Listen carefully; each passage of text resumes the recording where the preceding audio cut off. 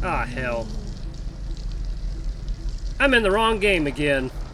Hello everyone, Nary here from Drakewing Gaming. Some of you know me on Twitter, The Gaming Dragon. Today I'm coming back at you to the Let's Play episode of Echo, Jenna's Path. So the last episode we left off, thankfully, Leo had come to terms with the fact that what he was seeing was a doppelganger of Chase, and he admitted to himself the kind of the weird, obsessive image that he had of his former boyfriend, and how it was quite messed up, actually. His perfect version of him. And so, let's jump right back into this because we're heading to Tetanus Alley, and whew, what else can go wrong? Anyway, guys, sit back and enjoy, and let's jump right into it. Alright, alarm chain, you're up. Let's go. So, to Tetanus Alley we go. I keep playing back that conversation earlier in my head. The voice that seemingly activated when I found the skeleton. I've heard it 1,000 times before, but I always had just assumed it was me, my subconscious. A particularly bitter side of myself that would chime in every now and then add insult to injury. Really? Ugh. Lives out in the boonies, doesn't she? Leo winces some as he walks, no longer using Misha as a walking crutch. Yeah, I don't get out here often. Be worried, though. Apparently she's got a gun, so no threatening movements or nothing if we see her. Glenn's got one, too. Should have swung back around to my place so that I could grab my piece. Leo, for God's sake, we're not getting in a firefight tonight. Bet my aim's better than two junkies with pop guns. Oh yes, the heavily concussed, hobbled wolf definitely has the advantage over Clint and Heather, both of which spend a considerable portion of their free time shooting random objects in a trailer park. I know because I grew up listening to it. She ain't lying, at least for Clint, and he ain't no fan of you. Should probably let me do the talking. Didn't you betray them? I think I might be the better person for this. The neutral party, so to speak. Yeah, but I know them. I can sort this shit out quick like. I think Jenna can do it. Jeremy's her brother, and Clint is Jeremy's best friend, and presumably Heather listens to them both. She's not really been involved in any of the drama so far, so I trust her to get this taken care of. I look down at Jenna, whom I am currently leaning against. She can put her degree to work. Oh, good. Oh God, don't put it like that.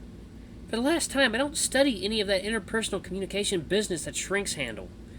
I lean more towards neuroscience anyway. So Rich Goat is in great hands then. Nice.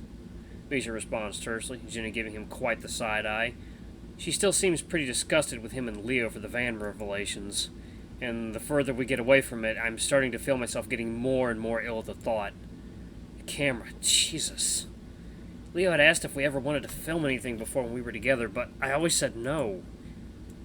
I shut my eyes, trying not to think about it. Focus. Just gotta find Carl. A long, curvy gravel road leads halfway up the quarter-mile loop that is Jasmine Street. At this section, several mobile homes are dotted along its length, though most are empty and dilapidated. They generally serve as squatting grounds for seasonal transients. A little pink house stands out amongst the rest, with a big utility vehicle parked out front. Never actually been inside before. We should be careful. The front door is open. What? Jenna points, and sure enough, the double doors leading into the house are cracked open. The doors themselves are strangely ornate, painted like a drawbridge with big knockers on both sides. Big knockers, you say? A creeping sense of dread begins to dawn upon me. Hunker down. Let's get ready. And so we do. Well, as much as I'm willing to do with my leg still feeling like it's on fire. I can even see Leo wincing as he crouches down in front of some shrubbery. You guys all good for this? Yeah, it's just like I got bit by 20 fire ants. There's probably something we can wrap your legs up with inside. And the tips of your fingers, Batty. Batty? Said gives Leo an incredulous look before letting out a little harumph and facing forward again. I squint past the two of them through the next bush. I squint past the two of them through the brush, and I can make out the text and logo on the utility vehicle. It says the Reclamation Bureau, with a little river insignia surrounded by the national flag. Jenna squats down beside me, her ear twitching.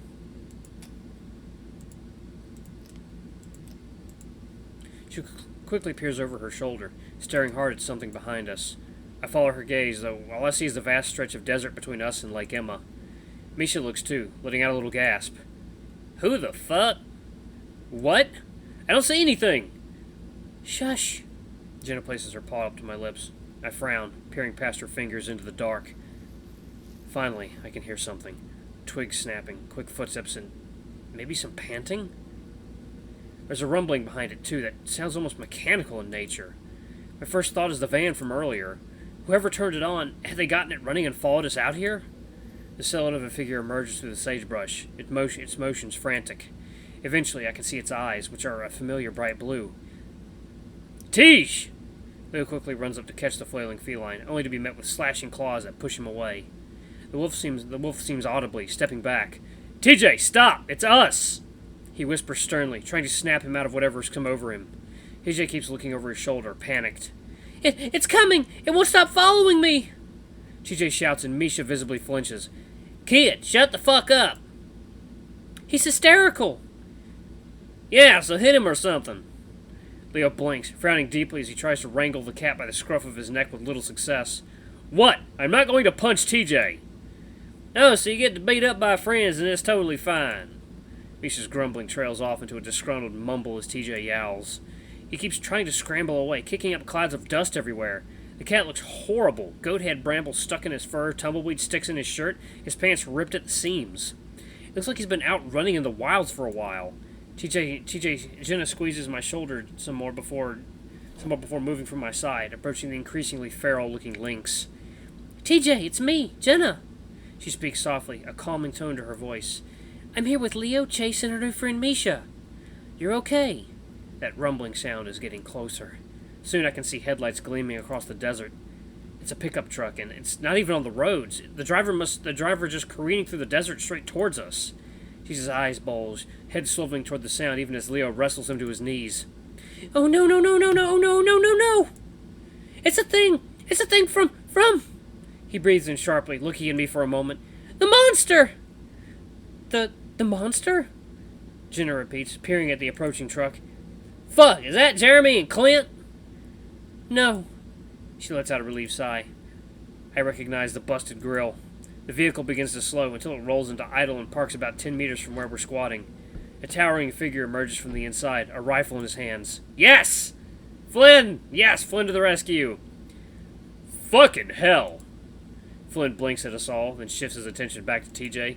The lynx is staring at him as if he is just the horror of all horrors.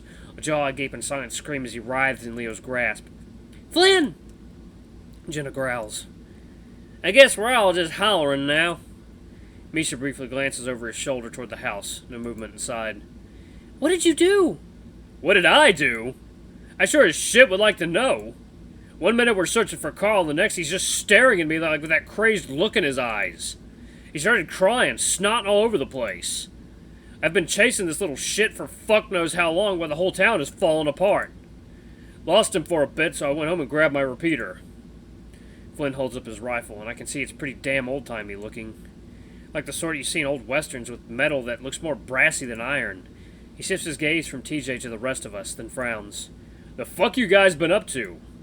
No one immediately speaks. To be fair, I'm not quite sure how to answer either. It would take hours to summarize everything that's happened since Flynn and TJ were around.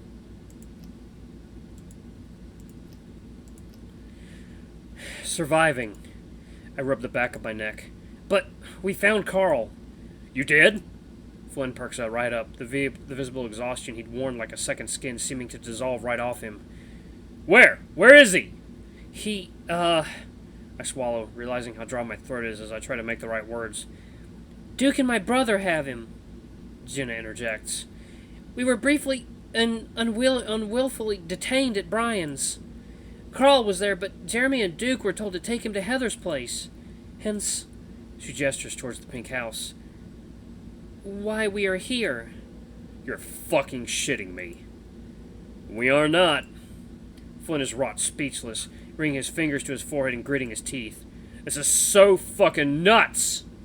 He brandishes his repeater across his chest, pulling back the lever and checking the chamber with an increasing look of trepidation on his face. Let's not waste any more time, then. He slams the lever back into place, stepping forward. TJ flinches, though the lynx looks less terrified and more confused now. Whoa there, Mayor's boy. Jeremy and Duke might be packing, and we know for sure Heather is. Mm-hmm. So slow your roll, yeah? Hearing this information, it looks like roll slowing is the exact opposite of what Flynn wants to do, but he does stop. Glancing back, he seems like he's about to snap at Leo, but spots his bloody leg and the swelling around his muzzle and forehead. His expression softens. Guys? Our attention shifts to the lynx cradled in Leo's arms, who's peering at us through bloodshot eyes. Tej? Leo loosens his grip on him, and the lynx props himself up on one knee, taking stock of his surroundings as if for the first time. Hello? Jenna exchanges a look with the rest of us before speaking. Welcome back to reality. That hum's nasty stuff, ain't it, kid? Hum? He clutches his ears. I don't know what you're talking about. Leo snaps his fingers a few times in front of TJ's face before waving his paw in front of him. TJ stares, flinching with a delayed reaction. Not too sure he's fully back with us just yet. Flynn swipes his hand through the air, grimacing. Okay, enough of this. Wolf Boy, what's the plan? I blink, realizing how naturally everyone defers to Leo when the going gets rough, just like when we were kids. I don't see Jeremy and Duke's ride out front, so I assume they ain't here. We should take a look around inside, but we need to be careful. They could be back any minute. Yeah.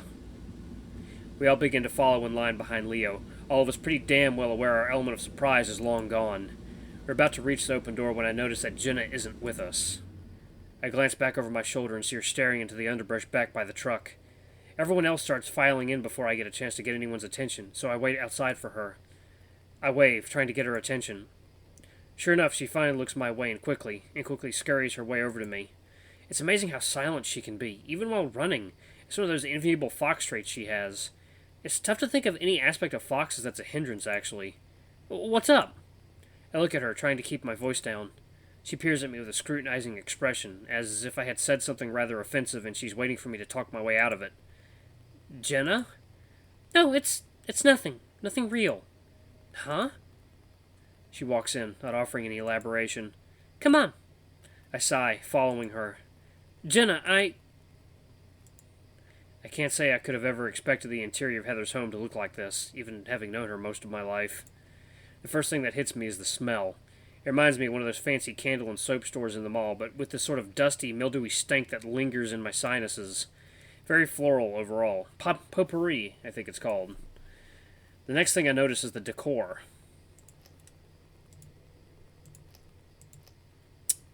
Yeah, it looks kind of like a crack house. Much like the exterior, there's definitely appears to be some kind of fantasy castle-like theming going on here. Oh. Can't tell. I thought that was like stacks of bottles and fluids and such. Is it a bottle of milk? Maybe it's a bottle of meth. It's a bottle of meth! However, the person going for said theme is certainly no interior designer. Bubbly wallpaper, cheap knickknacks, and blurry printed JPEG pictures of fairy tale characters coat the walls. Oh, she's crazy as fuck. What are those building blocks? Pink pennant banners dangle from the ceiling, and crushed glitter can be seen reflecting from within the weaving of the carpet. It's like a child's birthday party took place here, but judging from the faded appearance, it's been like this for a while. As I glance to my left, I notice an entire wall has been knocked down, the structural framing inadequately hidden by flower-coated curtains. Beyond said curtains is a large chair, and a long red rug leading up to it. It takes me a moment to realize that it's supposed to be some kind of throne, lit harshly by the bright white fluorescent lights. Despite the attempted fanciful presentation, cluttered floors hinder whatever intended effect of opulence they were trying to go for. I can see old VHS tapes, candy wrappers, CRT monitors, disposable cameras, children's toys, all scattered about. Past the throne is what I think was supposed to be the living room, but instead of chairs, there's just this mattress on the floor, which is covered in throw pillows and beach blankets. I even recognize one as having the logo of Southwest Adventures. Seeing that makes me realize how long ago it feels like all of us were at the theme park, carefree for the most part. Flynn steps up to the knockdown wall, repeater clutched under one arm. Guessing they didn't have a permit for this demo. As if on cue, a gust of rolling wind hits the house, and I can practically feel it shudder, unstable. The Gila quickly refocuses, keeping his slitted gaze pointed down the hall for any sudden movement. Beyond that, the house is quiet for the most part, outside of occasional dripping noise coming from somewhere I can't see. Nuts! Completely nuts, Leo mutters, shaking his head at his surroundings. Yeah, none of us come here. Never actually been inside before. Heather's dad never lets anyone in. Now I can see why. Leo and the rest begin moving down the hall while Jenna steps up beside me. Oop. Damn it. Can I go back? Jesus. Oh, what's the, backlog?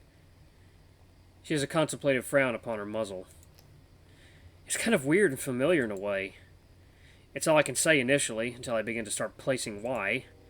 This place reminds me of, like, old thrift stores and cheesy parties I went to as a kid. I can't imagine living here. It's not as dirty as I thought it would be. Jenna muses, though something catches her eye in the entranceway to the kitchen. Soon, I'm following her, approaching what looks like a laminated colored pencil drawing posted on the wall with rainbow-colored tracks. King and Princess's Castle. Palace, sorry. King and Princess's Palace. Jenna's frown deepens.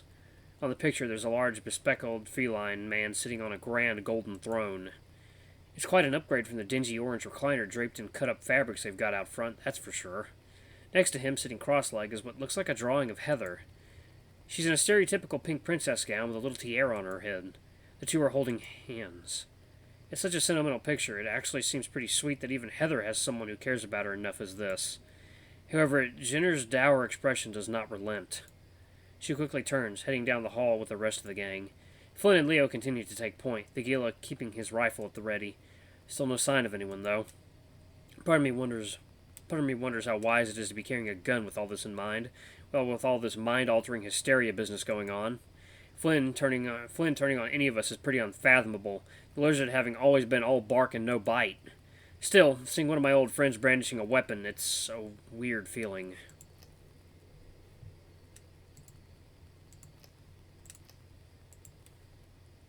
I pop into one of the rooms along the main hall that still has the lights on. It looks like some kind of study, and it's much less cluttered than the rest of the house. There's a small desk beside the door with a laptop and a stack of papers next to it, most of them with Reclamation Bureau letterhead. At a glance, the documents mention things like water tables, hydrology reports, and map revisions for floodplain boundaries. It all sounds like pretty heady stuff. It's odd that Heather's dad lives in such a shitty place despite having such a technical-sounding job. TJ wanders in beside me, staring blearily into the empty room. I reach over, place a paw on the lynx's shoulder. He flinches a little, but doesn't draw back. You feeling better, Tej? I ask, keeping my voice soft for his sake. Yeah, TJ responds, rubbing his arms. His fur looks puffier than usual, most likely the result of him being so on edge. I know we're looking for Carl, but I hope Heather's okay, too. I withdraw my paw, giving him a sidelong look as I check behind the few pieces of furniture that are in here. Oh, I didn't figure you two were that close. At least not anymore. You don't have to be close to someone to be worried about them. I'm not about to argue with TJ on this one, but the way he speaks makes it sound like there's more, like he's reciting something than speaking from the heart. I step back out into the main area. Down the hall, I hear the clatter of falling boxes, followed by a hushed swear from Flynn. Watch your step. Get off my ass. My adrenaline buzz is wearing off. You can relax. It doesn't look like anyone's here. What? That doesn't mean you can fucking relax. It means that Carl is still out there with those crackhead fuckfaces. I'm sure when he's dead, you'd relax plenty. Flynn. I can hear the lizard spit, cutting him off. Fuck you, Leo. Jenna sighs loudly, interjecting. Flynn, you know I didn't mean it that way. The bickering continues as I realize there's still a room at the back of the end of the hall with the lights off. I make my way over, stepping into the doorway and peering into the blackness as I fumble around for the light switch. Oh. Okay. I find myself shielding my eyes from the glare of the unshaded light hanging from above. For a moment, I thought I saw something move in the corner, though it must have just been the glare. This room reminds me of the foyer, a cluttered mess with exposed drywall, electrical wiring, and damp spots all over the ceiling. There's a window to my right, and I think I can see Duke's truck parked outside. Duke mentioned something about Heather taking it while we were locked up with Brian. At first I think it's some kind of storage room, but then I noticed the pink couch in the corner with a blanket, pillow, and alarm clock. There are dirty clothes piled up beside it, and judging from all the bras and panties, this must be where Heather sleeps. There's even a little closet in the corner with crayon children's drawings posted over the door. I take a step in, though I stop when something catches my eye. In the right-hand corner of the room, where I thought I saw something move earlier, a little green light blinks in the shadows. As I approach, I notice something. A pastel pink baby monitor thing with a photograph taped above it. Ooh. The picture is of what looks like a fennec fox on the outskirts of Echo, staring at, well, I'm not sure. A shooting star? The fox kind of looks like Keith. Weird. I flip over the photo and notice that there is some smudged writing on the back. Whatever it once said is utterly illegible now. I put it back and shift my focus to the monitor beneath it. It appears to be decades old, judging by the worn paint, but it's apparently still functional.